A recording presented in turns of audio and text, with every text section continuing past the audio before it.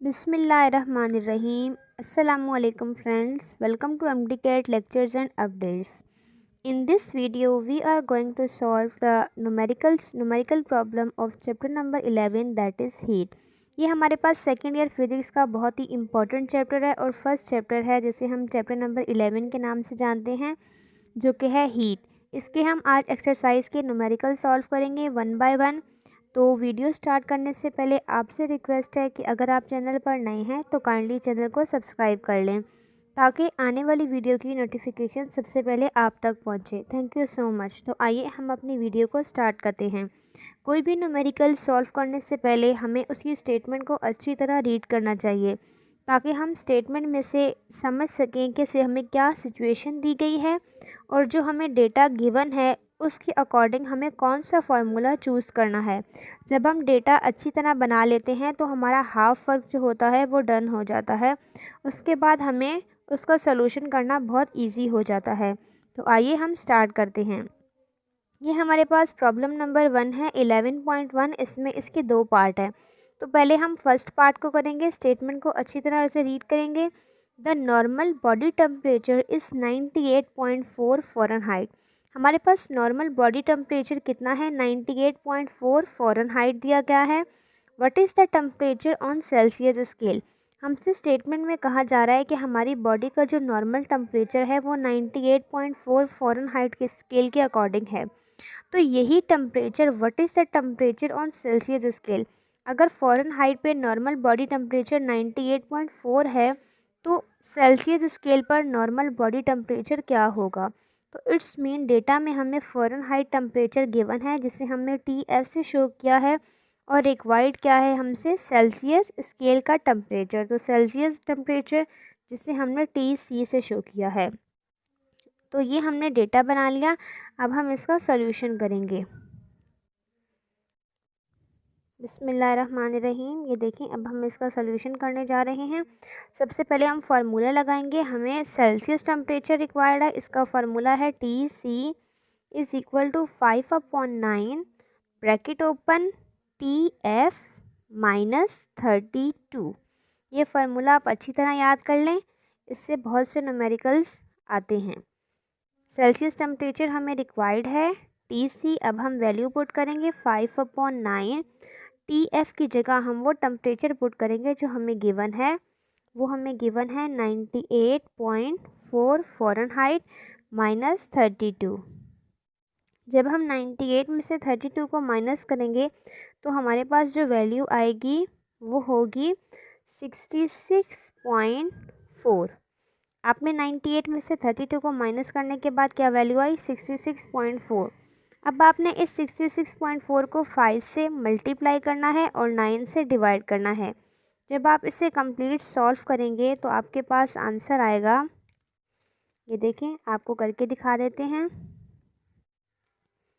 5 multiply by 66.4 is equal to 332 divided by 9 is equal to 36.88।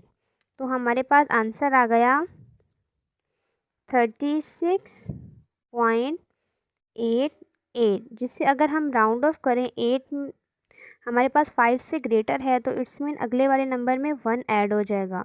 तो ये 9 ये इधर जाएगा तो ये राउंड ऑफ होके क्या हो जाएगा 37। हमारी बॉडी का नॉर्मल बॉडी टेम्परेचर कितना होता है 37 डिग्री सेंटीग्रेड। तो ये हमारे पास इस न्यूमेरिकल का आंसर है। आई होप आपको समझ में आ गया होगा।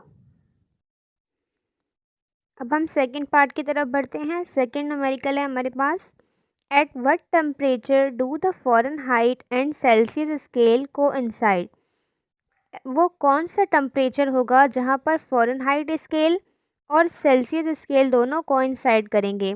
हमारे पास जो सेल्सियस स्केल है वो 0 डिग्री सेंटीग्रेड से स्टार्ट होता है और इसमें 100 नंबर ऑफ़ डिवीज़न होते हैं कि 100 डिवीज़न तक जाता है।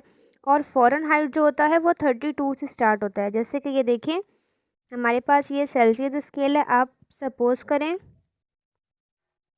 और ये है हमारे पास फ़ारेनहाइट स्केल।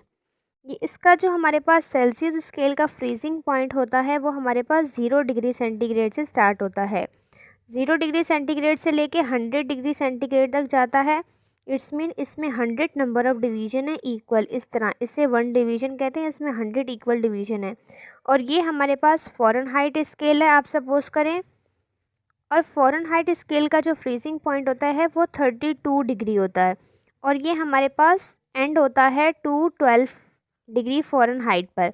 तो इसमें जो इक्वल नंबर ऑफ डिवीजन होते हैं वो 180 होते हैं। तो वो कह रहे हैं वो कौन सा बॉडी टेम्परेचर, वो कौन सा टेम्परेचर है जहाँ पर ये दोनों स्केल कोइंसाइड करेंगे। तो हमें एक्चुअली वो टेम्परेचर फाइंड आउट करना है जहाँ पर कोइंसाइड का मतलब होता है सेम, जहाँ पर इनका टेम्परेचर सेम होगा। तो आइए हम स्टार्ट करते हैं। डेटा हमें इसमें गिवन तो कुछ नहीं है, सिर्फ रिक्वायर्ड है द टेम्परेचर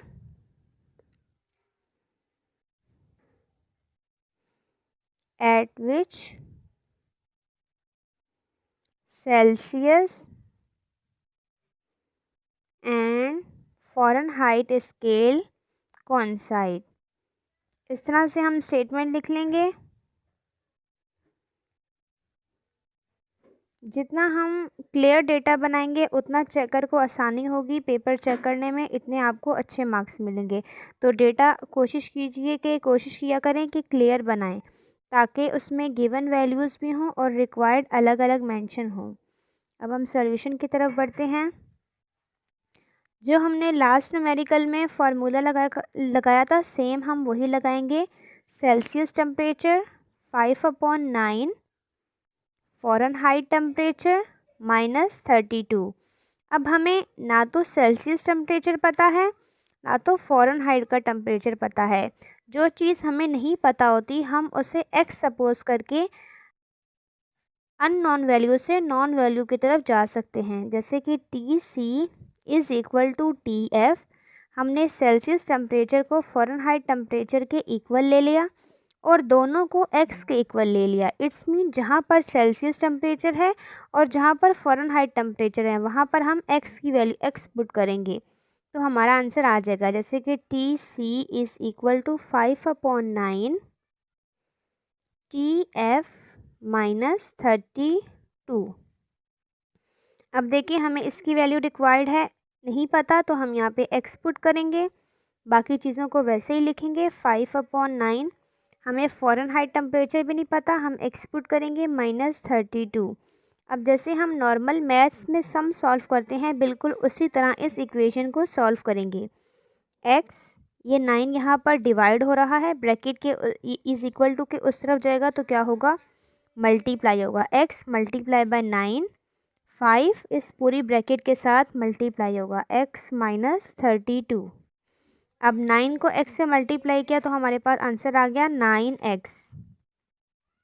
5 को x से मल्टीप्लाई करेंगे तो हमारे पास आ जाएगा 5x, और जब 5 को 32 से मल्टीप्लाई करेंगे तो हमारे पास आंसर आएगा, चेक कर लेते हैं, 5 multiply by 32 is equal to 160। हमारे पास आंसर आ गया 160। हमारे पास यहाँ पर 160 आ गया। अब हम x की वैल्यू को एक तरफ कर देंगे 9x, ये 5 हमारे पास यहाँ पॉजिटिव का है, जब इज़ इक्वल टू के इधर आएगा तो हमारे पास नेगेटिव का हो जाएगा।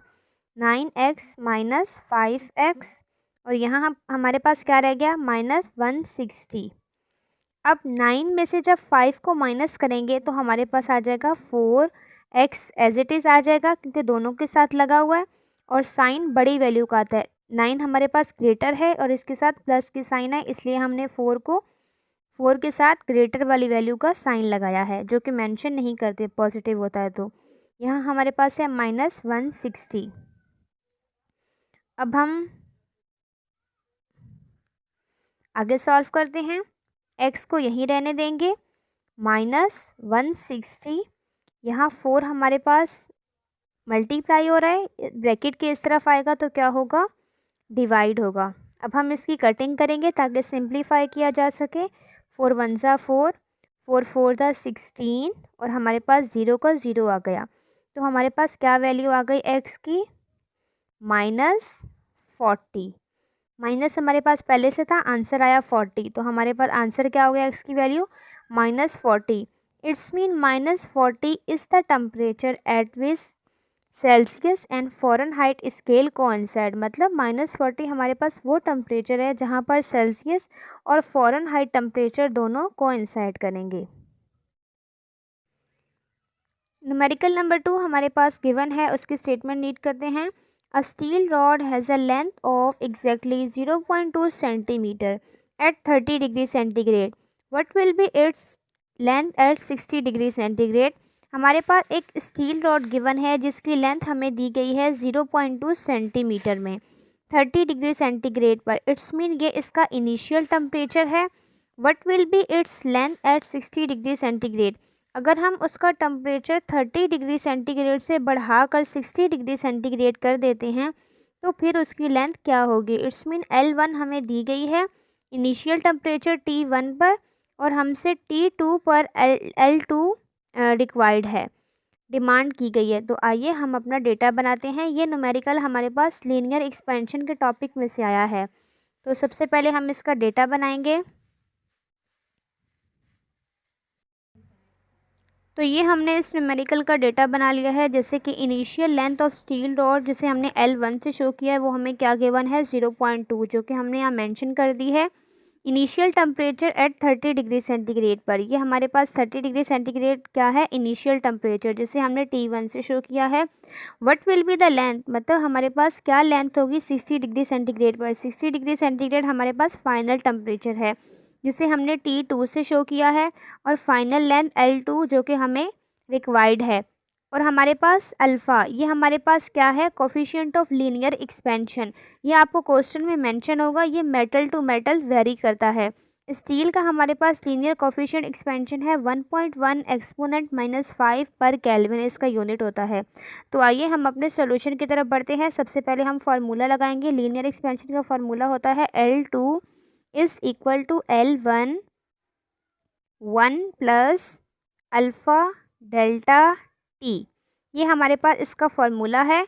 अगर आपको फार्मूले अच्छी तरह से याद होंगे तो आप बहुत इजीली न्यूमेरिकल कर सकते हैं। तो पहले आप फार्मूलाज को न्यूमेरिकल सॉल्व करने से पहले या प्रैक्टिस करने से पहले अच्छी तरह से याद कर लें। L2 हमें रिक्वायर्ड है। अब हम 1 बाय 1 वैल्यू पुट करेंगे। L1 की वैल्यू है हमारे पास 0.2, 1 प्लस अल्फ़ा की वैल्यू है 1.1 एक्सपोनेंट -5 और हमारे पास डेल्टा टी। हमने डेल्टा टी को यहाँ हमारे पास फाइनल है T2 60 डिग्री और T1 है 30 डिग्री। अगर हमें डेल्टा टी चाहिए तो डेल्टा टी के लिए हम क्या करेंगे T2 माइनस T1। T2 हमारे पास क्या है 60 माइनस 30, तो हमारे पास डेल्टा टी आ गया 30 डिग्री सेंटीग्रेड, जो कि हम यहाँ पुट करेंगे मल्टीप्लाई बाय 30। ये देखिए, अब हमें ये सॉल्व करने के बाद 1.1 को 30 से मल्टीप्लाई करें और 1 ऐड करेंगे। जब आप इसे कंप्लीट सॉल्व करेंगे तो आपके पास L2 की वैल्यू आ जाएगी 0.2000066 सेंटीमीटर। तो ये इस न्यूमेरिकल का आंसर है। आई होप आपको समझ में आ गया होगा। अब हम नेक्स्ट न्यूमेरिकल की तरफ बढ़ते हैं। थर्ड न्यूमेरिकल हमारे पास दिया गया है। Find the change in volume of an aluminium sphere of 0.4 metre radius when it is heated from 0 to 100 degree centigrade. ये हमारे पास 0 डिग्री सेंटीग्रेड इसका इनिशियल टेम्परेचर है और 100 डिग्री सेंटीग्रेड फाइनल टेम्परेचर है। हमें फाइंड आउट करना है चेंज इन वॉल्यूम, कि हमारे पास इनिशियल टेम्परेचर 0 डिग्री सेंटीग्रेड था, जब हमने 0 से बढ़ाकर 100 डिग्री सेंटीग्रेड कर दिया तो हमारे पास कितना वॉल्यूम में चेंज आया। किसके वॉल्यूम में, एल्यूमिनियम स्फीयर जिसका रेडियस हमारे पास गिवन है 0.4 मीटर। तो आइए स्टार्ट करते हैं। सबसे पहले हम डेटा बनाएंगे। डेटा में हम वो सब चीज़ें मेंशन करेंगे जो कि हमें स्टेटमेंट में गिवन है। सबसे पहले हम लिखेंगे radius of sphere, radius of sphere जो कि हमें आर से शो करेंगे। 0.4 मीटर गिवन है। Initial temperature T1 0 degree centigrade दिया गया है। T2 फाइनल टेम्परेचर दिया गया है 100 डिग्री सेंटीग्रेड। अब हम डेल्टा टी को फाइंड कर लेंगे। Delta T T2 minus T1, it's mean delta T के लिए हम T2 में से T1 को माइनस करेंगे। T2 100 डिग्री सेंटीग्रेड है, माइनस 0। 100 में से जब आप 0 को माइनस करेंगे तो हमारे पास 100 ही आएगा। ये हमारे पास डेल्टा टी की वैल्यू है। उसके बाद हमें स्टेटमेंट में क्या रिक्वायर्ड है, अल्फ़ा की वैल्यू दी गई है। एल्यूमिनियम की अल्फ़ा की वैल्यू हमारे पास होती है 2.4 एक्सपोनेंट 10⁻5 पर केल्विन। ये आपको हर मेटल टू मेटल वेरी करता है। ये आपको क्वेश्चन में गिवन होगी। अल्फ़ा की वैल्यू स्टेटमेंट के लास्ट में ब्रैकेट में दी गई होगी। उसके बाद हमें फाइंड करना है रिक्वायर्ड क्या है, चेंज इन वॉल्यूम। रिक्वायर्ड क्या है हमें, चेंज इन वॉल्यूम, जो कि डेल्टा वी से शो करते हैं हम। ये हमें फाइंड आउट करना है। अब हम सॉल्यूशन की तरफ बढ़ते हैं। डेटा को देखते हुए हम चूज़ करेंगे कि कौन सा हमें फार्मूला लगाना है। इसमें चेंज इन वॉल्यूम का फार्मूला लगेगा delta V is equal to V beta V1 delta T. अब हमारे पास इस फार्मूला के अकॉर्डिंग डेल्टा वी हमें फाइंड आउट करना है। बीटा नहीं है हमारे पास, V1 की वैल्यू नहीं है, सिर्फ डेल्टा टी की वैल्यू है। लेकिन हम इस डेटा के अकॉर्डिंग इन वैल्यूज़ को यूज़ करते हुए पहले इन दोनों की वैल्यू फाइंड आउट कर लेते हैं। डेल्टा टी की तो हमने फाइंड आउट कर ली। अब हम बीटा की करेंगे। As we know that beta is equal to 3 alpha. ये आपने एक लॉन्ग डेरिवेशन भी की है कि beta is equal to 3 alpha होती है। तो हमें अल्फ़ा की वैल्यू गिवन है, तो हम जब उसे 3 से मल्टीप्लाई करेंगे तो हमारे पास बीटा की वैल्यू आ जाएगी। 3 मल्टीप्लाई बाय 2.4 एक्सपोनेंट -5। तो चेक करते हैं हमारे पास क्या वैल्यू आती है। 2.4 multiply by 3 is equal to 7.2। हमारे पास बीटा की वैल्यू आ गई 7.2 एक्सपोनेंट -5 पर केल्विन। ये बीटा की वैल्यू है। अब हमें V1 की वैल्यू फाइंड करनी है। वॉल्यूम का फॉर्मूला हमारे पास होता है 4/3 पाई आर क्यूब। ये आपने मैथ में भी पढ़ा होगा छोटी क्लासेस में। वॉल्यूम का फॉर्मूला 4/3 पाई आर क्यूब होता है। तो अब हम 1 बाय 1 वैल्यूज़ को पुट करेंगे। 4/3 पाई की वैल्यू होती है 3.142। ये कांस्टेंट वैल्यू है, इसे आप याद कर लें। उसके बाद रेडियस की वैल्यू हमें दी गई थी 0.4। ये देखें, रेडियस की वैल्यू हमें क्या गिवन है, 0.4। तो अब हम इसे वहाँ पुट करेंगे और इसका क्यूब ले लेंगे। 0.4 का क्यूब ले लेंगे। जब आप इन सब वैल्यूज़ को सॉल्व करेंगे तो आपके पास वॉल्यूम की वैल्यू आ जाएगी। तो वॉल्यूम की वैल्यू आपके पास आ जाएगी 0.268 मीटर क्यूब। मीटर क्यूब हमारे पास यूनिट है वॉल्यूम का। ये लाजमी यूनिट बहुत इम्पॉर्टेंट होता है। इससे आपको वैल्यू का पता चलता है कि ये किस क्वांटिटी की वैल्यू है। अब हम तमाम वैल्यूज़ को फार्मूला में पुट करेंगे जो हमने लगाया था, जो कि हमारे पास है delta V is equal to beta V1 delta T. Delta V is equal to हमारे पास बीटा की वैल्यू है 7.2 एक्सपोनेंट 10⁻5। ये रही हमारे पास बीटा की वैल्यू जो कि हमने पुट कर दी। V1 की वैल्यू अब हम पुट करेंगे जो कि हमारे पास है 0.268 और डेल्टा टी की वैल्यू हमारे पास हमने ऊपर फाइंड आउट की थी 100 डिग्री सेंटीग्रेड। वो भी हम यहाँ लिख देंगे। जब हम तीनों चीज़ों को मल्टीप्लाई करेंगे तो हमारे पास आंसर आएगा 1.9269 एक्सपोनेंट 10⁻3। जैसे हम मॉडिफाई करें तो हमारे पास कुछ इस तरह हो जाएगा। 0.3 को शिफ्ट करेंगे जब पॉइंट को, तो हमारे पास आ जाएगा 0.00019। बुक के अकॉर्डिंग हमारे पास क्या आंसर है, क्योंकि उन्होंने पॉइंट को शिफ्ट किया है। जब आप पॉइंट को शिफ्ट करेंगे तो आपके पास ये वैल्यू आ जाएगी। आई होप आपको समझ में आ गया होगा। न्यूमेरिकल नंबर 4 हमारे पास है, आइए रीड करते हैं। Calculate the root mean square speed of hydrogen molecule at 800 degree Kelvin. It's mean हमें root mean square find out करना है किसका, speed of hydrogen molecule at 800 Kelvin पर। तो सबसे पहले हम डेटा बनाएंगे। डेटा में हम सबसे पहले मेंशन करेंगे हमें जो टेम्परेचर गिवन है, टेम्परेचर हमें कितना गिवन है, 800 केल्विन। तो यहाँ हमने लिख लिया 800 केल्विन हमें गिवन है। उसके बाद हमें यहाँ मास ऑफ हाइड्रोजन मॉलिक्यूल लिखना है।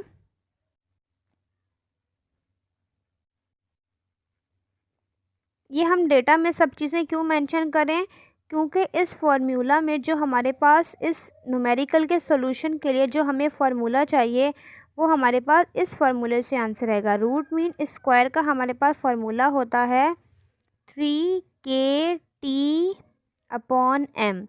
तो इस फार्मूला के अकॉर्डिंग आप चेक करें, हमें ये फाइंड आउट करना है। 3 कांस्टेंट नंबर है, के हमारे पास जो है ये बोल्ट्जमैन कांस्टेंट है। इसकी हमारे पास कांस्टेंट वैल्यू होती है जो कि याद होनी चाहिए न्यूमेरिकल सॉल्व करने के लिए। अभी हम उसे लिखेंगे।